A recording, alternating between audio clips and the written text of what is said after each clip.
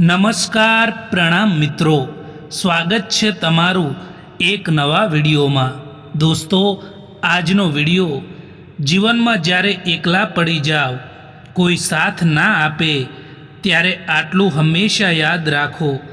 ચેનલમાં નવા હો તો લાઈક, શેર અને સબસ્ક્રાઈબ જરૂર કરો અને વિડીયોને અંત સુધી જરૂર જુઓ। તો ચાલો શરૂ કરીએ।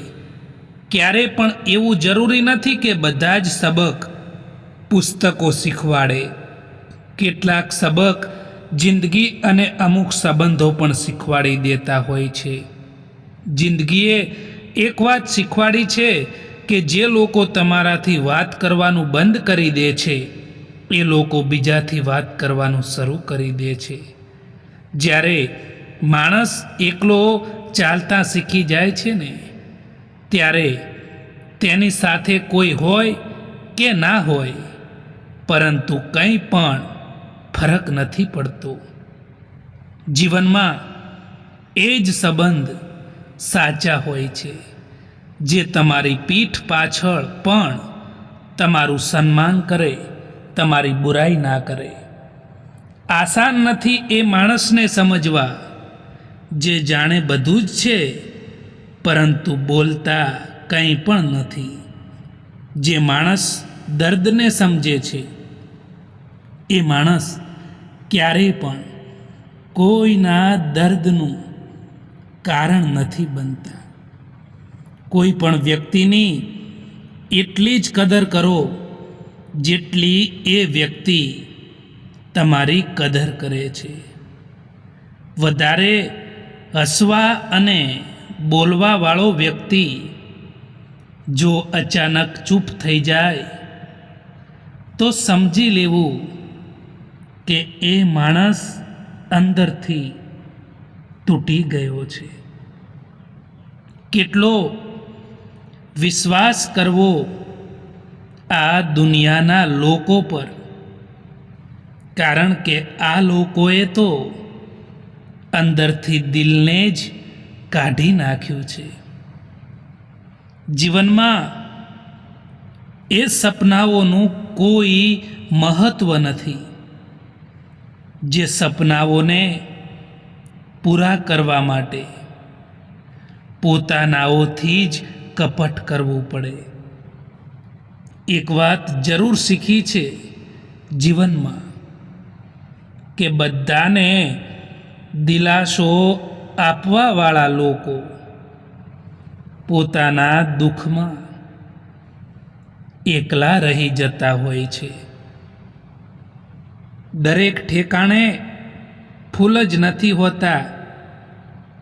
કાંટાનો પણ સ્વીકાર કરો, કેટલીય પણ કડવી હોય, પરંતુ સચ્ચાઈનો સ્વીકાર કરવો। રંગથી ડર નથી લાગતો સાહેબ, ડર તો એનાથી લાગે છે જે લોકો દરરોજ પોતાના રંગ બદલતા હોય છે।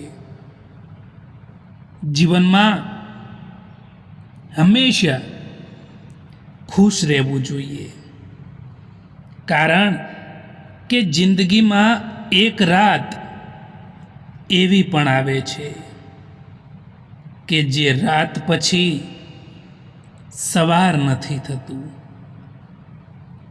કડવી સચ્ચાઈ બોલવાવાળા લોકો, જૂઠો ભરોસો આપવાવાળા લોકોથી તો લાખ ગણા વધારે સારા હોય છે।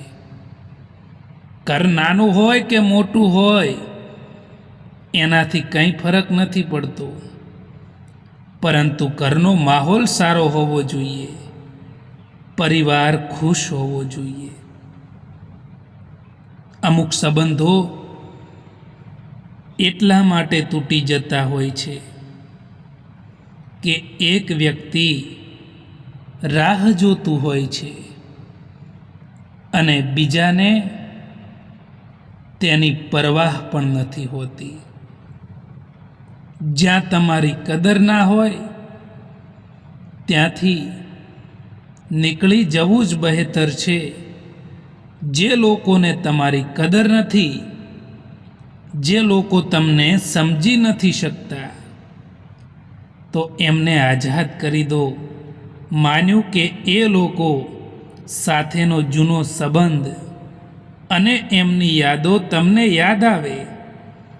પરંતુ જો એ લોકોને તમારી કદર નથી, તો પછી જબરજસ્તી સંબંધ રાખવાનો પણ કોઈ મતલબ નથી.